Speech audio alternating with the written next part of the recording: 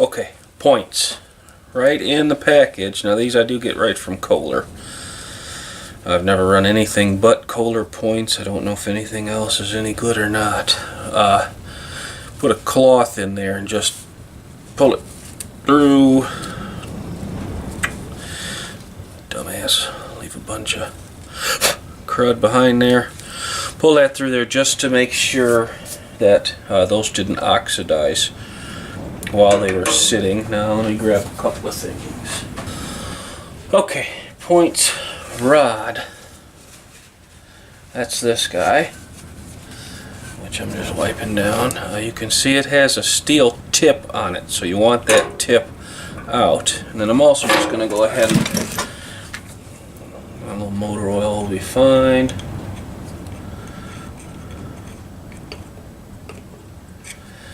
Just gonna lube that up with a little motor oil.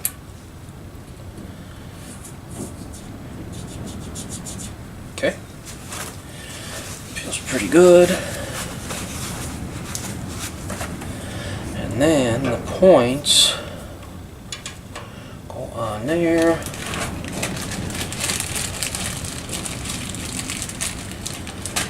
With these two little screws.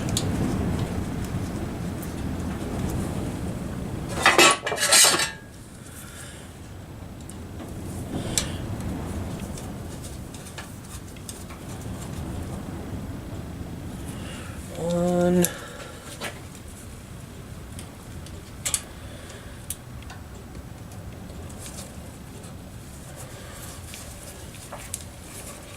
Two. That good and tight. Get that one. Oops, gosh, left-handed. Not very good. Get that one good and tight there. And we'll set the points to 20 thousandths. Now, okay. That's actually already out. I gotta turn that flywheel just to make sure. And that's gonna be a pain in the arse right there. So let me find a bolt. Alright, with a nice heavy rag and a pair of pliers, so I don't damage that shaft, I can then turn this thing over. Okay, the pin is not moving, so those points are open all the way. So what we're going to do is set the gap to 20 thousandths. Now there's tons of videos on setting the points on these motors. So if you don't like mine, I mean there's lots. You can just go find another. Okay, so with the feeler gauges clean, right in there, just slightly loosen this, and then you can pry these open or closed right here just by turning that screwdriver in that notch. My methodology is just to adjust it till I start to feel it on the feeler gauge. These are way out. Loosen that up a little bit. Okay, you can see that top plastic piece move, so that's too far. Okay, let me snug this up just a touch. See it move. Open them back up a little. Now what you want, what I like, I guess, you can set them however you like. What I like to do is just set them so I can move that feeler gauge in and out, and that black plastic doesn't move. That's where we're at right there. Now it's important to tighten that screw and then recheck them. Also, yep, those are good. There's a method for setting the timing that I don't normally honestly do. until I see how it runs. So points are set: carburetor intake manifold and exhaust manifold. So let me clean that stuff up, and then that's what we're gonna do next. Okay, I went ahead and put a new piece of fuel line on there, connected this harness up, and connected this wire to the points. It just kind of gets that crap out of the way. I've got the intake manifold gaskets set on there. Now I'm going to get the intake and carburetor assembly installed. Kind of a pain, just because you gotta get the holes all to line up at the same time with the bolts and the gaskets and everything, and you really can't reach through there, but that went no problem. Now we'll see how bad this side wants to fight. Ah, nothing to it.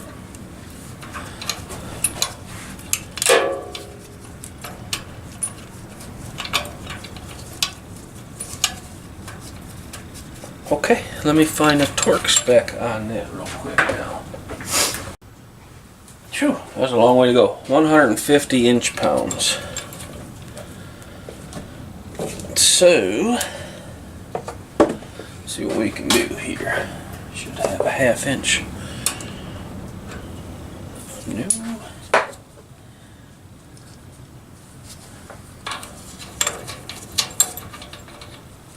No. Oh, come on.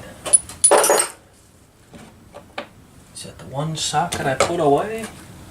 Must be.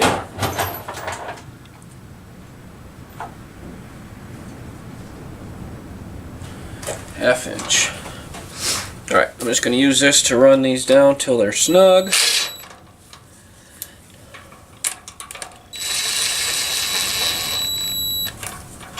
Not sure if these need to be in a particular location, so for now they're just going to sit right there. Okay, I don't believe it gave a specific sequence. Nope.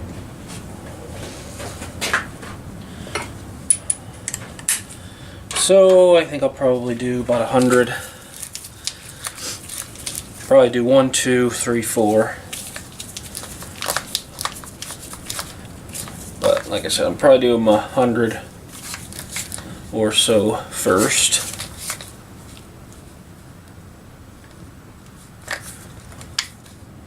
Okay, there's 100. My camera battery's about to die too, so we might be cutting away here.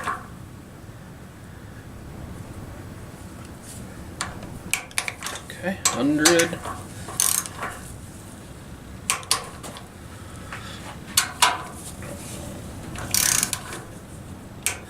Now I did remove the old gaskets and very carefully clean the gasket surfaces, so I didn't do that on camera. So I cleaned the surface of the manifold. Get this sucker up to 150. 2, 3, 4, 5.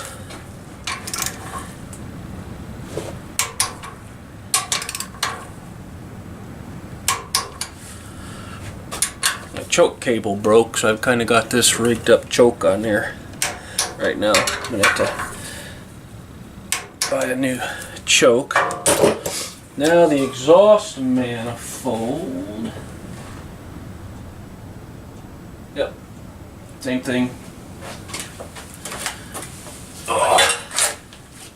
Gets torqued to 150 as well.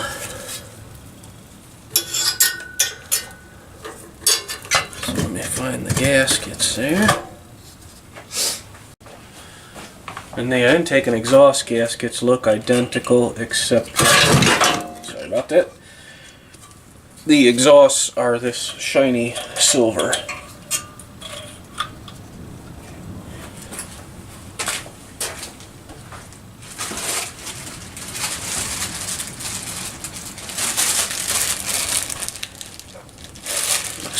bunch of exhaust bolts and stuff there.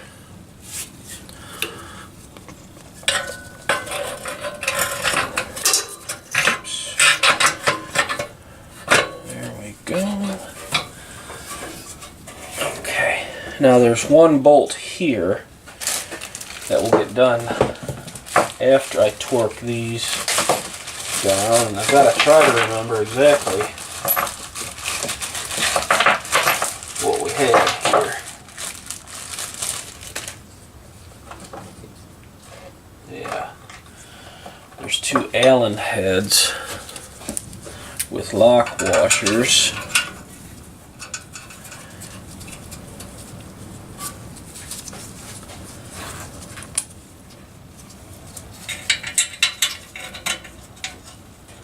So I have to find a socket for those so I can torque them.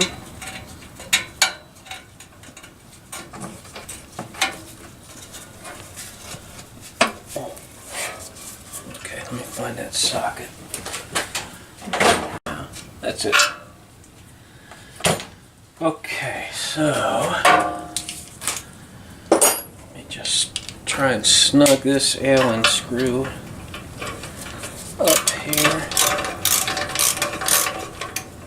Alright, it started good. So now I can just use the impact to just pull it down flush, or flat, you know.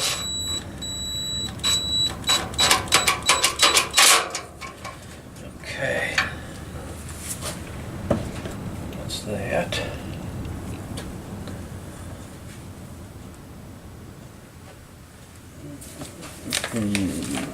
This one is giving me a little trouble to start.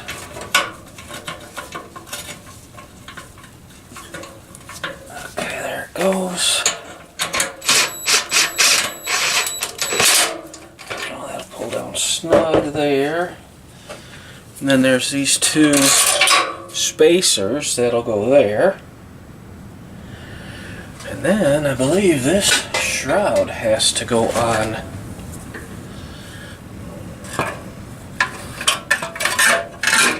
Yeah, before we can finish tightening those.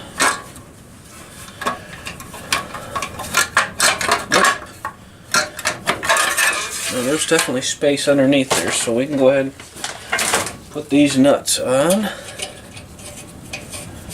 Yeah, I've got other nuts there to go on top of that shroud. Looks like I'll need a 1/2 inch deep well for these. Let me get one of those.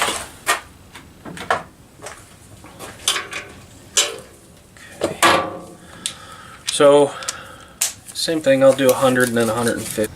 Alright, I think we'll get the governor arm installed, get the governor set. I went ahead and put the dipstick in just to keep schmutz from falling in there, and then actually I think we'll go ahead and hook up this gas line first, because that governor will be right in the way otherwise. Pretty straightforward stuff here.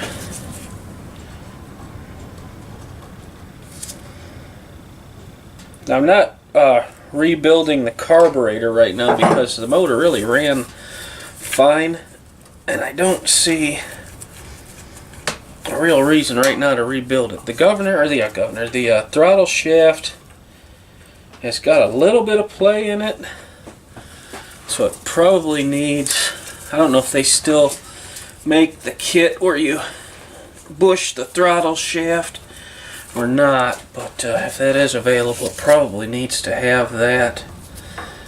And like I said, I'd like to paint the motor at some point, so I don't want to you know, disassemble everything now, because hopefully next winter I'll disassemble the whole thing for painting.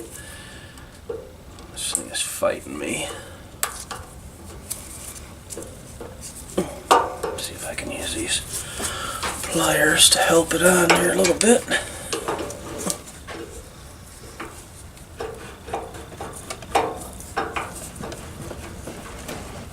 Okay, that's pretty good. clamp on it. Okay, that should be great there. Now, the governor shaft. Let's see. This bag says governor washer and the cam plug was in here. And the governor washer is this little guy right here. And it just goes on there before this does. Like so. And what have I done here?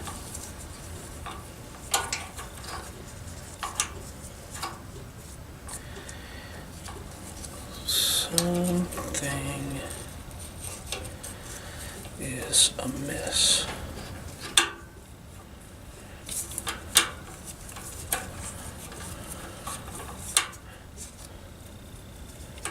I've done something wrong here.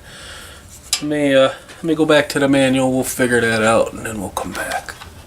So it took me a minute to figure out what I had done wrong. I had this lever over on this side of the carburetor wrong.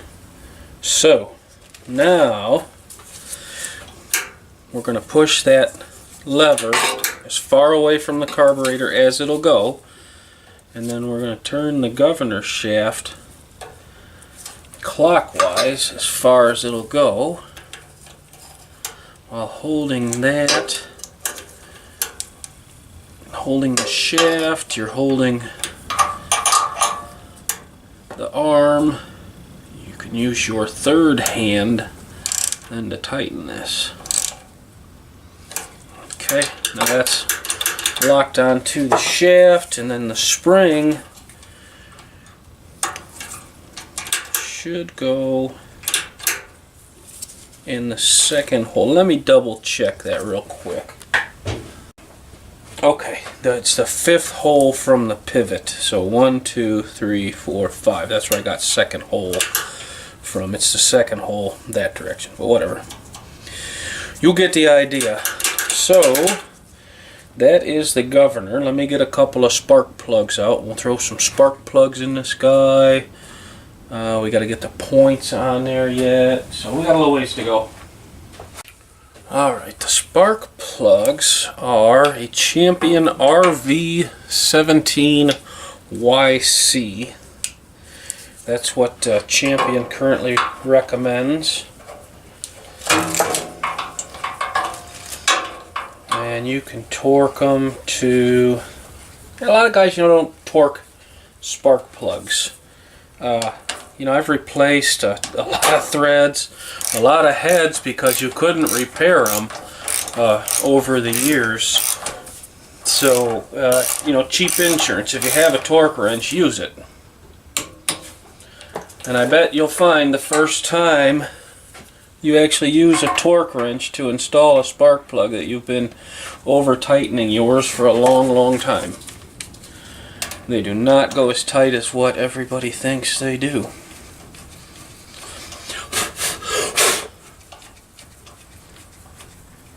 Okay. Ouch. Nothing. It's 10 to 15 foot-pounds is what they get, so not too much at all. Let me get the coil.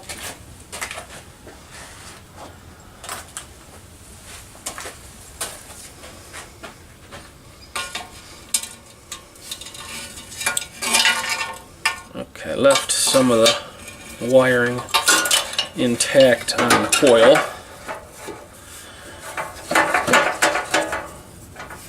So I'd know where everything went back easily. And this wire that I put onto the points doesn't go on the points. Don't quite know what I was thinking there. That actually goes to the coil, so let's get that off of there.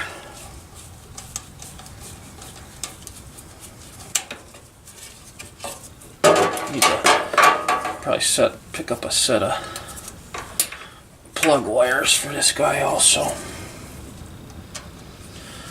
Another day, right?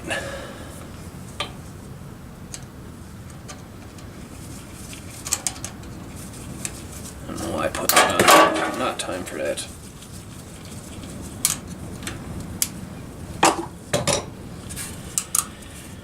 Okay. Get the screw out of there, and then the screw can go right back into there.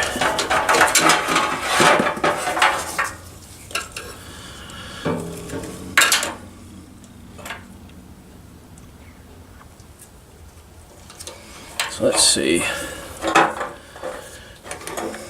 How does the coil go? I'm not sure. Let me see if I can find it in the manual.